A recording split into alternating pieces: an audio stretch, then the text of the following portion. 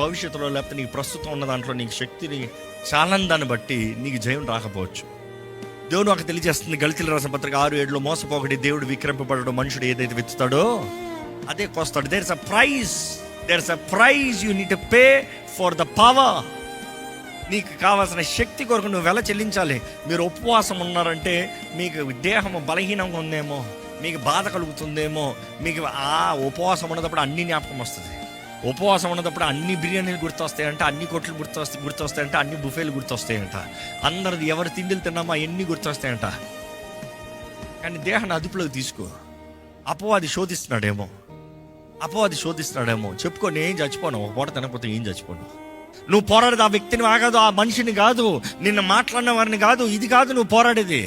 There is a realm that you don't see in this physical realm లో చూడలేనిది, కనబడని శత్రువుని పోరాడుతున్నావు నువ్వు. ఫాస్టింగ్ చేంజెస్ అస్. ఉపవాసం దేవుని మార్చదు, ఉపవాసం మనల్ని మారుస్తుంది. స్పిరిచువల్ రెసిస్టెన్స్, కొంతమందికి ఆత్మీయ రెసిస్టెన్స్ ఉండదు. ప్రార్థన అంటాడు, మామూలుగా ఫుల్ తిన్నవాడు, కానీ ఉపవాసంలో ఉండి ప్రార్థన చేయడం అంటే వెంటనే ప్రార్థన చేస్తాడు. ఎందుకంటే ఆ ఫాస్టింగ్ బట్టి ఆల్రెడీ నీ శరీరాన్ని అదుపులోకి తీసుకున్నావు. నీ శరీరాన్ని అదుపులో తీసుకుంటాలో నీ ఆత్మ ప్రార్థన చేయండి, వెంటనే ప్రార్థన చేస్తానికి నువ్వు అనుమతిస్తున్నావు.